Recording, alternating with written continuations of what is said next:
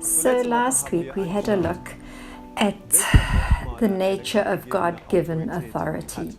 And today we're going to have a look at a few more thoughts there. Who has the revelation?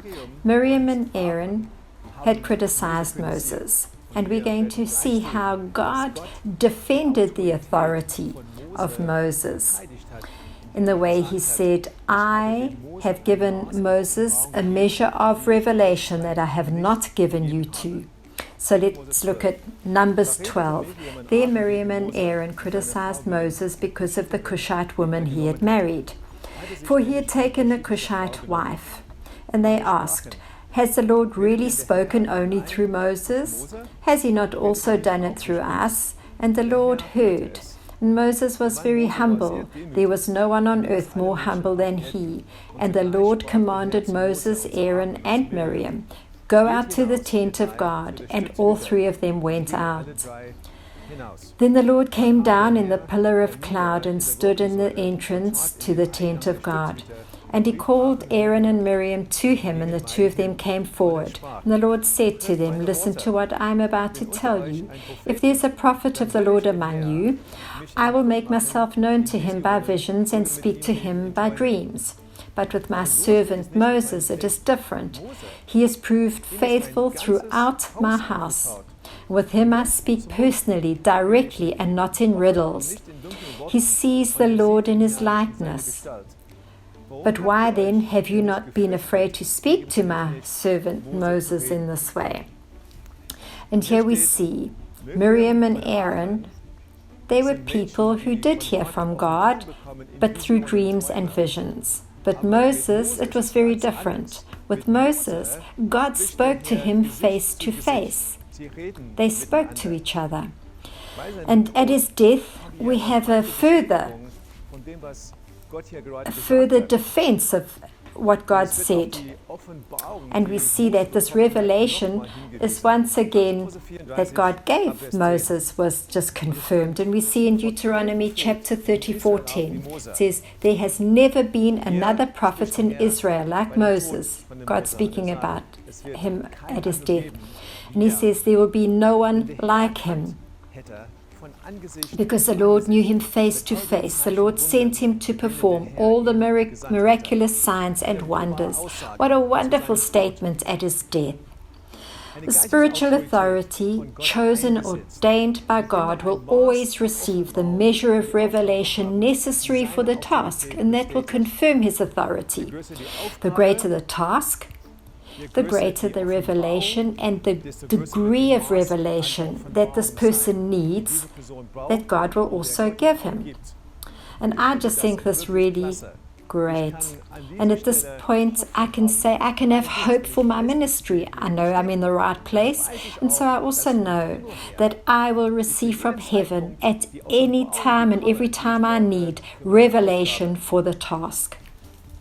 Many years ago, we were in a network and we went to a particular team meeting, and it was like this. The team leader stood up and he opened his Bible to a particular chapter that I had read so often in my life, and I thought, okay, let's see what he has to give us from this chapter that we all know so well.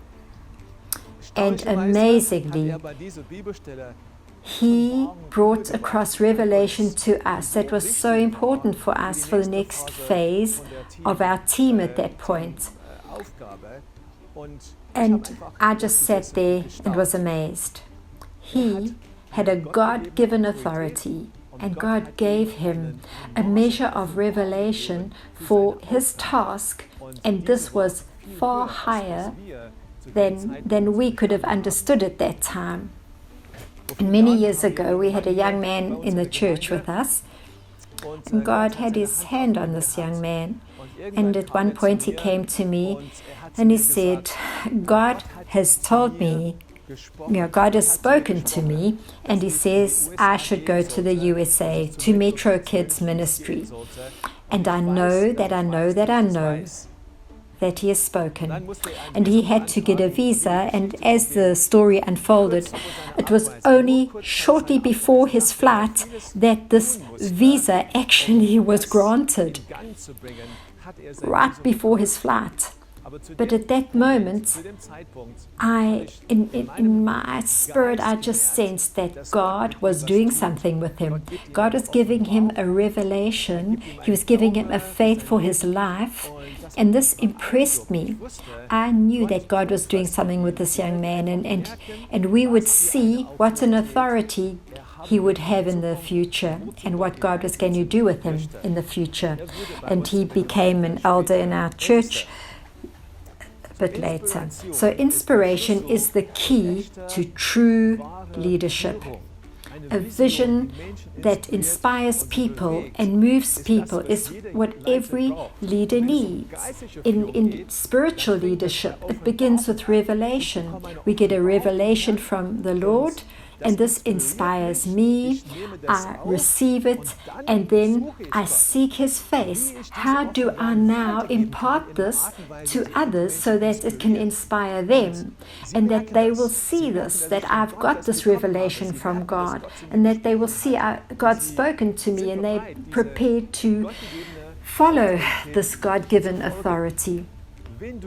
If you're in the wrong place, when you are fighting and you're saying, I just don't have any more ideas. And I've had these talks with people in my life, also with leaders of churches. Sometimes, where they've said, I just sense my time's over. And how do they know this? Because they say, I just don't have any more ideas. My vision, my revelation for what God wants to do for this church, I just don't have that anymore. I just sense it's the moment for me to actually do something else. And if you're following someone, or if you're wanting to follow someone, if you're looking to follow someone, look for someone who continually receives revelation from the Lord for the task that he needs to do, because there you will see there will always be life there, and you will see that God is with him, and he can be a God-given authority in your life because that revelation is so clear in his life. So a question for you at the end. Do you receive revelation from God in the measure that you need for the task that you are busy with? It's an important question. Sit down, open your heart and say, God, am I continually getting ideas from you?